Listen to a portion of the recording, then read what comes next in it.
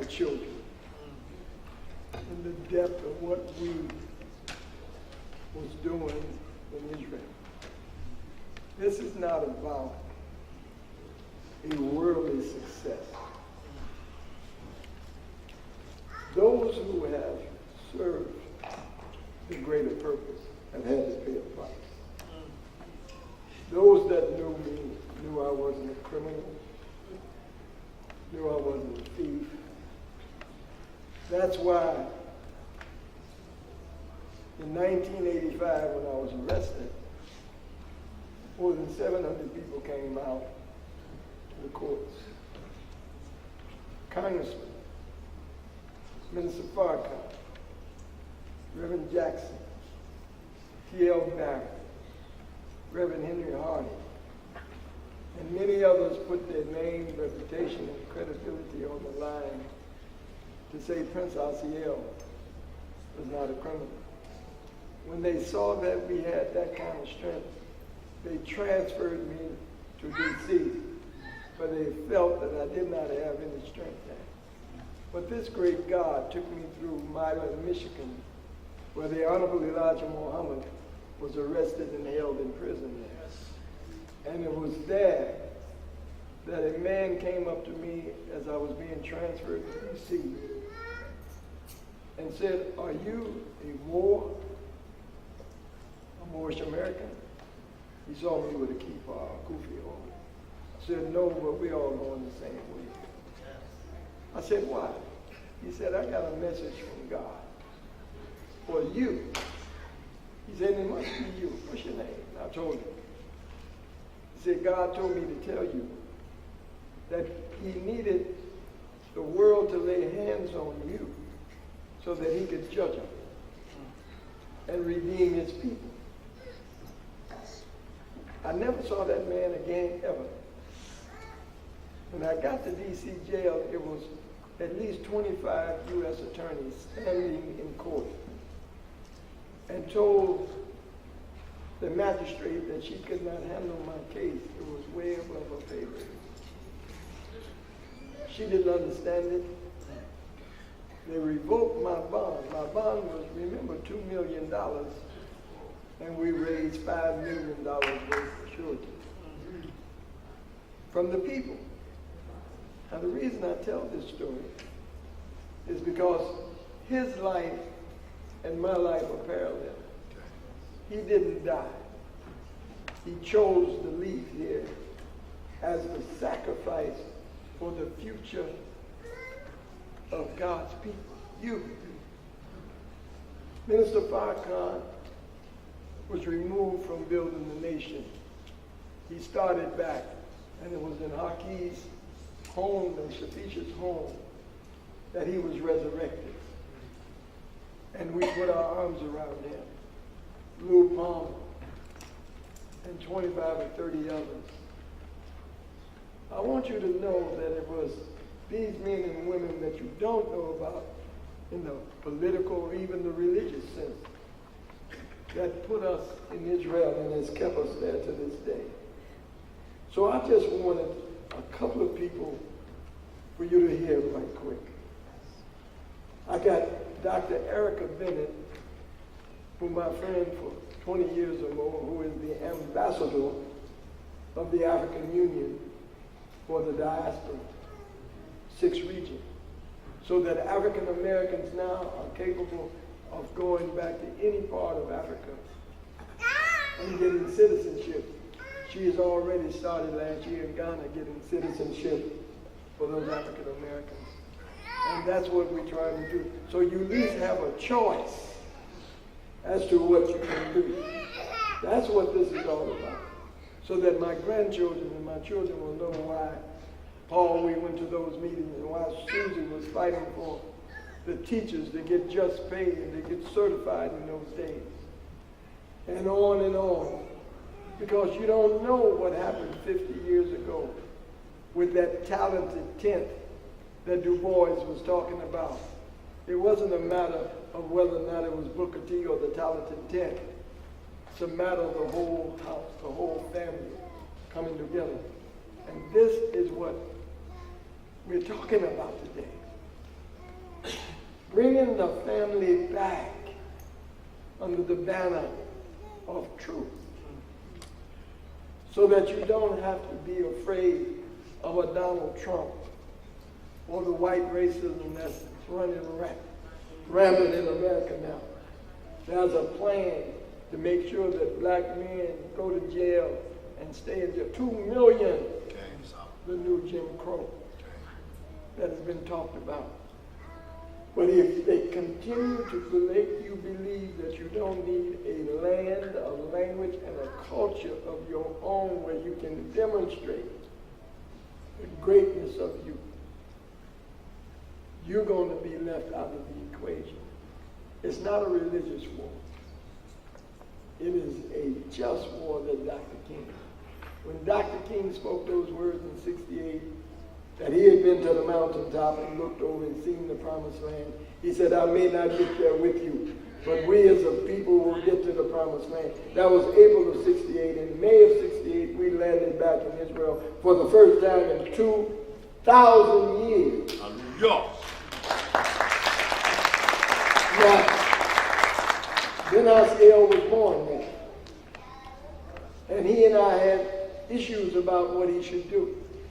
But I heard him in a way that I've never heard my son. And I want you to hear him today. He wasn't talking to me. He was talking to us as a people. We've got to begin to understand reconciliation. So, Dr. Erica Bennett, who's working out of Ghana, West Africa, in the AU ministry of the diaspora, please and come and share a word as to what your vision and your purpose is for being there.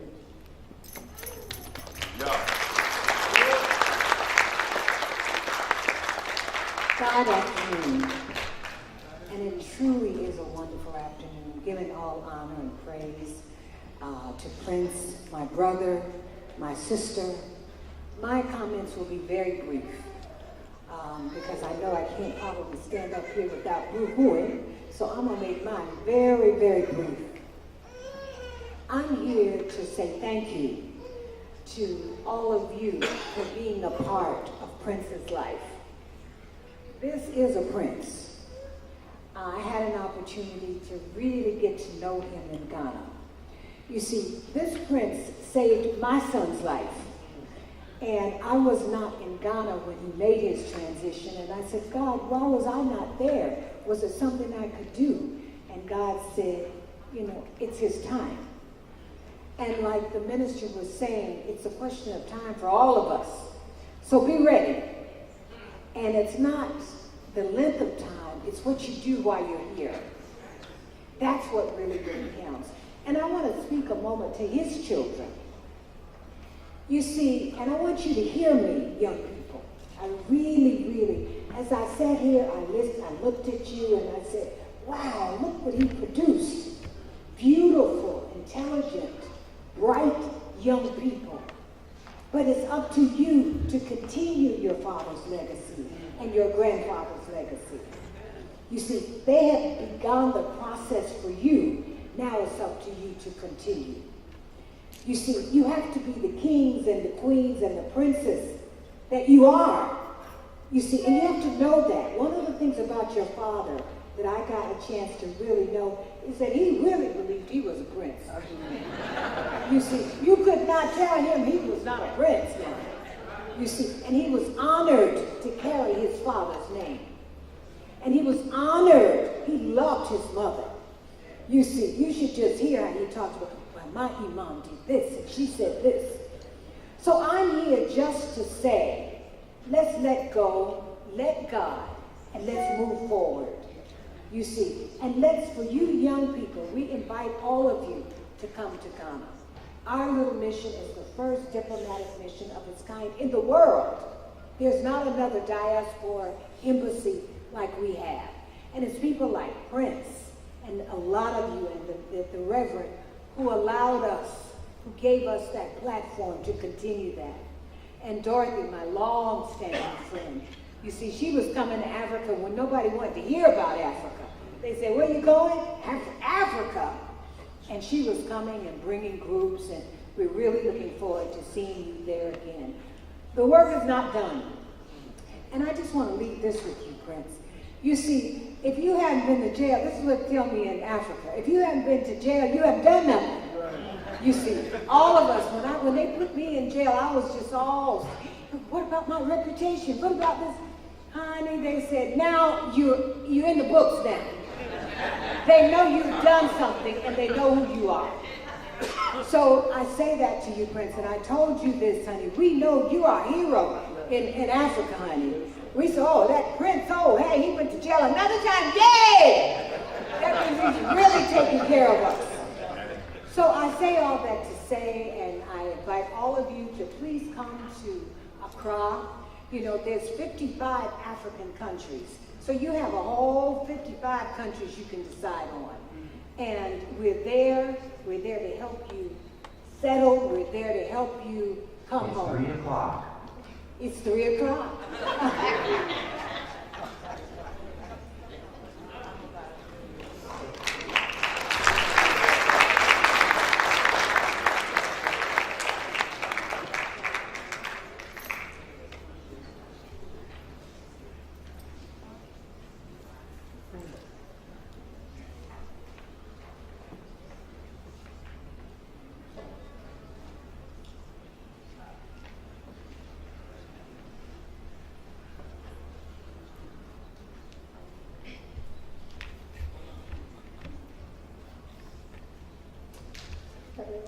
I would like to say thank you everyone for coming.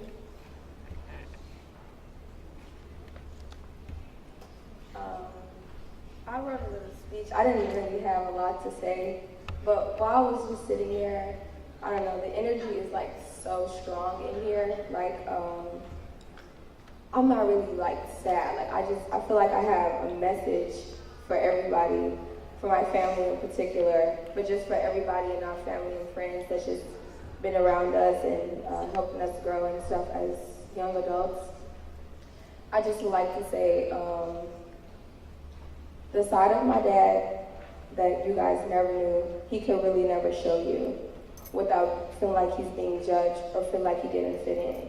That's why he kept it the good with us, meaning for us to pass this on, meaning each and every one of his children has a piece of him that either didn't get out or got all the way out or that's just growing. And that's why I feel like he had too much to say in him, and it was like overwhelming with the mind, like everyone said, like Masaba said, and Lisa.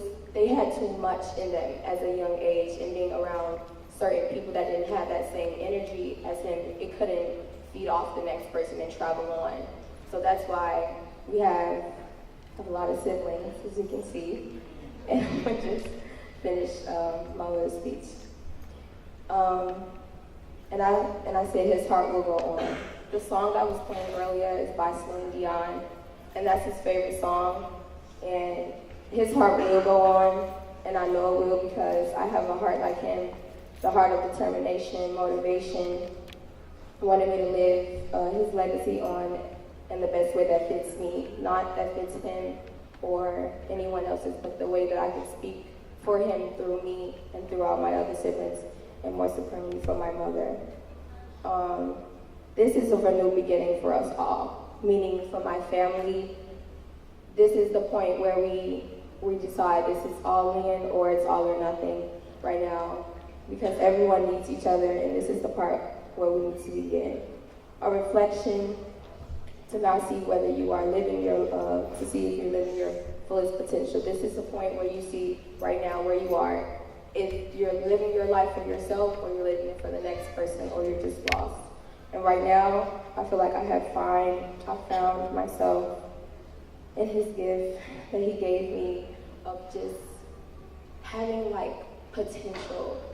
When I'm in a room where I'm in America now, and a lot of girls or anybody, my teachers didn't even understand me, or it wasn't that I was smart mouth or anything, it's just like I wanted to know more, or I knew more, or I wanted to like go further than them. They didn't understand it in a way that my Abba did or my Saba would.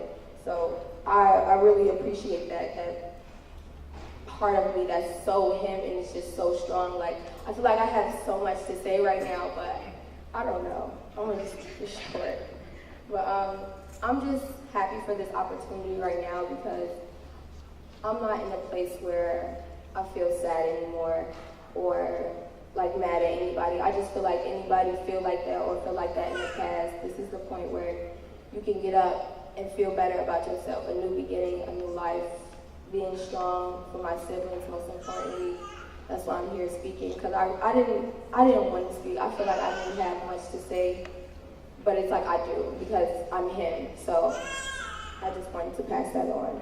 And the last thing I would say, he gave a new life and a new beginning wherever he went. And he passed that spirit and energy to the world, and most importantly to his children. And that's why me and my siblings have such tightness with each other that nobody else understands. It's because we are all him within each other. So thanks for everybody for coming.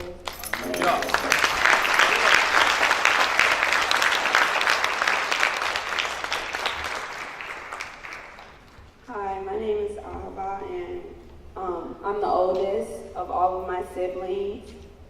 And I just I didn't really want to say anything as well not because I was sad or anything, but because I wanted this to be just about him, not about me and what I'm feeling.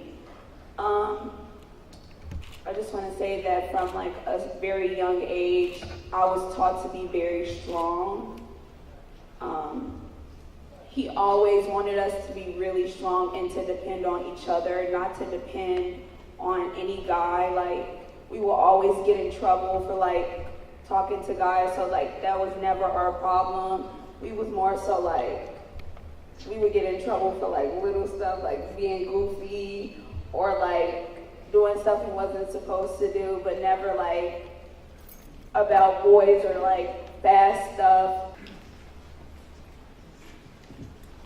There is a democracy about death.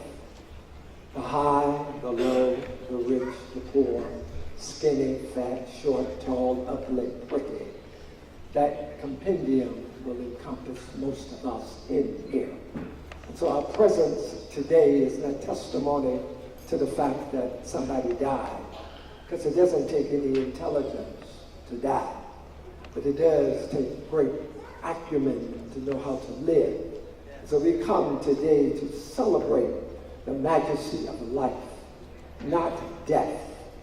Dylan Thomas, the great poet, talks about in death shall have no dominion. Because ultimately, it is important that death do not go gently into that night, but rage against the dying of the light.